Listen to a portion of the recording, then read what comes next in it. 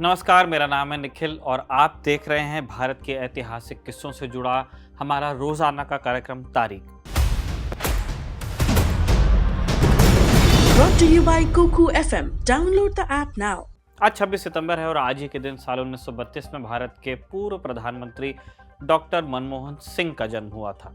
इस मौके पर हमने सोचा क्यों नहीं आपको उस घटना की कहानी सुनाई जाए जिसके लिए डॉक्टर सिंह के विरोधी और उनका समर्थक समान रूप से उन्हें हीरो मानते हैं, आर्थिक उदारीकरण। चलिए शुरू करते हैं। दुनिया ए फानी में साल 1991 आया और गुजरा, लेकिन अपनी छाप छोड़कर गया। सोवियत संघ की दहलीज पर साम्यवाद अपनी आखिरी सांसें गिन रहा था। वही अमेरिका ने स्वाहा बोलते हुए तेल के कुओं में एक और आहुति देते हुए इराक पर हमला कर दिया था। यह दुनिया का पहला युद्ध था जिसमें युद्ध स्थल से सीधा लाइव टीवी ब्रॉडकास्ट हो रहा था। अमेरिकी लड़ाकू विमानों में लगे कैमरों से आने वाले फुटेज के चलते लोग इससे वीडियो गेम वॉर भी कहने लगे थे, लेकिन इस वीडियो गेम में खेलने वालों से ज्यादा नुकसान देखने वालों का हो रहा था, क्योंकि तेल के दाम अचानक आसमान छूने लगे थे। अपने यहाँ यानी भारत में पहले ही फॉरेन एक्सचेंज की किल्लत चल रही थी। तेल के दाम बढ़ गए तो अर्थव्यवस्था की कमर टूटने लगी। डॉलर की कमी के चलते संभव था कि हम अगली कर्ज की किस्त पर डिफॉल्ट कर जाते, चुका नहीं पाते। स्वामी सुब्रमण्यम तब चंद्रशेखर सरकार में कानून मंत्री हुआ करते थे। वो बताते हैं कि जिन दिनों सरकार इस समस्या का हल ढूंढ रही थी, एक अमेरिकी राजदूत उनसे मिलने के लिए आए। उन्होंने इराक युद्ध के लिए भारत से मदद मांगी। खाड़ी युद्ध में अमेरिकी विमान फिलीपीन से उड़ान भर रहे थे। इराक पहुंचने से पहले उन्हें एक बार रिफ्यूलिंग की जरूरत पड़ती थी। ऐसे में अमेरिकी राजदूत चाहते थे कि भारत अपनी जमीन प्लेन उतारने के लिए दे।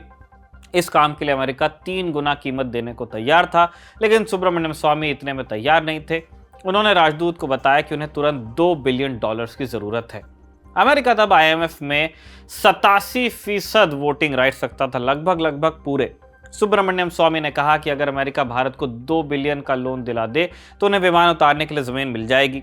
अब ये लोन तो मिल गया, लेकिन सरकार की दिक्कत खत्म नहीं हुई।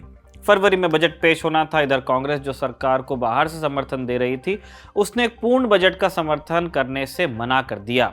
लिहाजा वित्त मंत्री यशवंत सिन्हा को एक अंतरिम बजट पेश करना पड़ा। नतीजा हुआ कि भारत की बॉन्ड रेटिंग और गिर गई, यानी भारत के लिए शॉर्ट टर्म लोन लेना और मुश्किल हो गया। IMF और वर्ल्ड बैंक ने भी आगे और मदद देने से इनकार किया। उनकी शर्त थी कि भारत अपनी अर्थव्यवस्था में नीतिगत बदलाव लाए, तभी हम कुछ कर सकते हैं। लेकिन ये लॉन्ग टर्म सोल्यूशन था। पैसे की इतनी किल्लत थी कि सरकार को वो कदम उठाने ही पड़े जो भारत में मध्यम वर्ग का कोई भी परिवार ऐसी स्थिति में उठाता है। इंडियन एक्सप्रेस के पत्रकार शंकर अय्यर ने उस रोज एक टिप मिलने पर एयरपोर्ट का दौरा किया। वो वहां गए। उन्होंने वहां देखा कि एक जहाज पर लूटिंग हो रही थी और पास में RBI की काफी सारी वैन्स खड़ी थी। सिक्योरिटी भी बहुत थी। अफसरों ने उन्हें बताया कि इतनी सिक्योरिटी पहले कभी नहीं देखी गई। जब अंदर की बात निकली तो पता चला कि भारत सरकार सोना गिरवी रखने के लिए बाहर भेज रही थी। दूसरी तरफ अर्थव्यवस्था की इन दिक्कतों के बीच पॉलिटिक्स के खेल बदस्तूर जारी थे। उस साल मार्च महीने में एक घटना हुई। हरियाणा के 2 पुलिस वाले राजीव गांधी के घर के बाहर चाय पीते पकड़े गए। कांग्रेस ने आरोप लगाया कि सरकार जासूसी कर रही है और उन्होंने सदन में अपना समर्थन वापस ले लिया। सरकार गिर गई। नए चुनाव कराए गए। चुनाव प्रचार के दौरान राजीव गांधी की हत्या हो गई और नेपथ्य में चल रहा एक राजनेता अचानक प्रधानमंत्री बना, नरसिम्हा राव। राव की आत्मकथा लिखने वाले विनय सीतापति बताते हैं कि राव के राजनीतिक करियर को देखकर कहीं से नहीं लगता था कि वो उदारीकरण जैसा कुछ बड़ा सोच सकते हैं। उन्हें समाजवादी चिंतन से अपनी राजनीति की शुरुआत उन्होंने की थी, लेकिन जल्दी समाजवादी चिंतन पर कागज का एक कतरा हावी होने वाला था। 21 जून शपथ से 2 दिन पहले कैबिनेट सेक्रेटरी नरेश चंद्र ने राव को एक नोट दिया। जयराम रमेश अपनी किताब to the brink and back India's 1991 story में लिखते हैं कि नोट को देखकर राव के माथे पर बल पड़ने लगे। उन्होंने नोट देखते ही पूछा, क्या हालत इतनी खराब है? तब कैबिनेट सेक्रेटरी ने उन्हें जवाब दिया कि नहीं सर, इससे भी ज्यादा खराब है। राव ने मनमोहन सिंह को अपना वित्त मंत्री चुना और उन्हें इस समस्या से निपटने की जिम्मेदारी दी। जुलाई महीने से आर्थिक सुधारों के लिए पहले ठोस कदम की शुरुआत हुई। 3 जुलाई की दरमियानी रात 7 रेस कोर्स रोड, अब लोक कल्याण हो गया है जो, वहां स्थित बंगले में राव बिस्तर पर करवट बदल रहे थे। देश के प्रधानमंत्री की नींद उड़ा रखी थी रुपए ने। क्यों? आर्थिक सुधारों के तहत मुद्रा का अवमूल्यन होना था। 1 जुलाई को रुपए की कीमत 7% तक कम कर दी गई एक बार में, यानी डॉलर के मुकाबले अब रुपया 7% कमजोर हो गया। लेकिन इतना ही काफी नहीं था, अभी तो रुपए को और जलील होना था। 3 जुलाई को रुपया और 11% गिराया जाना था। उसी सुबह यानी 3 जुलाई को प्रधानमंत्री आवास से एक कॉल गया वित्त मंत्री के पास। नरसिम्हा राव ने मनमोहन सिंह से कहा कि 11% अवमूल्यन को अभी के लिए टाल दो। 9:30 बजे सिंह ने आरबीआई की डिप्टी गवर्नर को कॉल करके ये बात बताई, लेकिन तब तक चिड़िया दाना चुग चुकी थी। 2 दिन में रुपए का मूल्य 18% गिरा। डॉक्टर सिंह बताते हैं कि उस रोज प्रधानमंत्री बहुत डरे हुए थे, इसलिए उन्होंने रुपए के अवमूल्यन की जिम्मेदारी लेते हुए इस्तीफे की पेशकश भी की, लेकिन राव ने इस्तीफा अस्वीकार किया। इसके बाद अगला चरण था उस साल का बजट। राव की biography the man who remade India में विनय सीतापति बताते हैं कि मनमोहन सिंह ने बजट का जो पहला ड्राफ्ट बनाया था वो समाजवादी टिल्ट का था, उसके सरीखा था। प्रधानमंत्री ने इस ड्राफ्ट को पढ़ा, थोड़ी उदासी, थोड़े गुस्से और थोड़े अफसोस के साथ मनमोहन सिंह से पूछा, क्या मैंने तुम्हें इसलिए ही चुना था? मनमोहन सिंह दूसरा ड्राफ्ट तैयार करने में लगे। युद्ध स्तर पर तैयारियां चल रही थी। सिंह ने तमाम मंत्रालयों के सचिवों की मीटिंग बुलाई और अगले 5 साल के वित्तीय कार्यक्रम की रूपरेखा सामने रखी। 6 हफ्तों के भीतर उद्योग पॉलिसी में आमूल चूल बदलाव लाना था। डॉक्टर सिंह को मालूम था कि मीटिंग में मौजूद सभी लोग ऐसे बदलावों से सहमत नहीं होंगे। उन्होंने कहा कि मुझे प्रधानमंत्री का पूर्ण मैंडेट प्राप्त है, इसलिए अगर आप में से किसी को बदलाव से दिक्कत है तो हम आपके लिए कोई दूसरा काम ढूंढ लेंगे। 24 जुलाई के रोज डॉक्टर सिंह ने बजट पेश किया।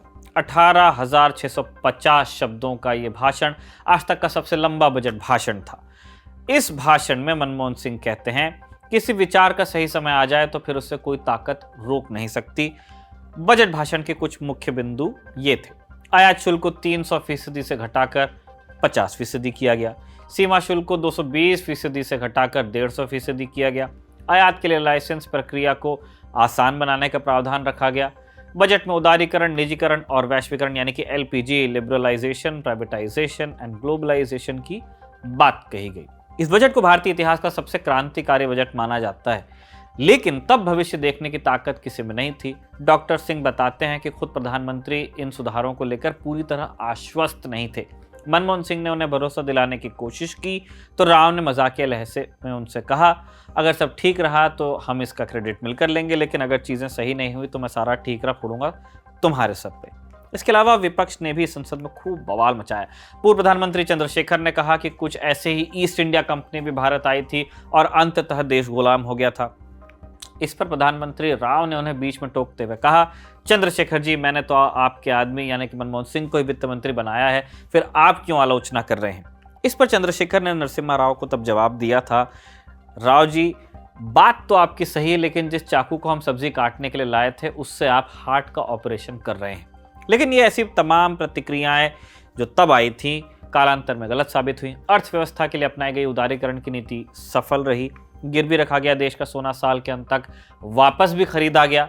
आंकड़ों की ज़बानी देखें तो 1991 में भारत की अर्थव्यवस्था $266 बिलियन थी और अगले 30 सालों में 4 ट्रिलियन के आंकड़े को छूने लगी। उदारीकरण ने भारत के इतिहास को 2 चरणों में बांटा, 1991 से पहले और बाद में। अर्थशास्त्री उदारीकरण को लेकर अलग अलग विश्लेषण देते ही हैं, लेकिन इस पर्दे को क्रॉस करने वाले किसी आम आदमी से पूछेंगे तो वो आपको 4 चीजें गिनाएगा। पहली चीज, केबल टीवी। दूरदर्शन पर चित्रहार का इंतजार करने वाले आदमी अब जी टीवी पर सारेगामापा देख सकते थे। दूसरी चीज, फोन, जो धीरे धीरे आम उपयोग की चीज बन गया, पहले सिफारिश होती थी। तीसरी चीज, सरकारी बैंकों की लाइन में आई कमी, प्राइवेट बैंक्स खुले। और चौथी चीज, जेट एयरवेज और सहारा एयरलाइंस की आमद से आम आदमी का प्लेन में उड़ने का सपना साकार हो पाया। लेकिन उदारीकरण से जो असली उड़ान मिली वो थी आम आदमी के सपनों को। वरिष्ठ पत्रकार राजदीप सरदेसाई बताते हैं कि बजट ने बाकी सभी चीजों से इतर सबसे बड़ा काम ये किया था कि उसने लोगों के मन को आजाद किया। ये था आज का तारीख। चलते चलते एक सूचना और देते हुए जाते हैं। इतिहास की कहानियों में रुचि रखते हैं तो एक किताब के बारे में जानिए, डॉक्टर BR आम्बेडकर। ये ऑडियो बुक यानी कि बोलती किताब आपको मिल जाएगी कुकू FM ऐप पर। साथ ही कुकू FM का प्रीमियम सब्सक्रिप्शन अगर आप लेना चाहते हैं और पहले 500 लोगों में होते हैं तो 50% की छूट मिल जाएगी, बशर्ते आप डालें एक छोटा सा कोड LT50। तारीख के आज के एपिसोड को लिखा था हमारे साथी कमल ने और कैमरे पर रिकॉर्ड किया था इसे हमारे दोस्त जतिन ने। देखते रहिए द लल्लन टॉप। मिटाने खबरों का गैप, रोज रात 8 बजे आएगा Lallan top show live on app. Download करें लल्लन टॉप ऐप।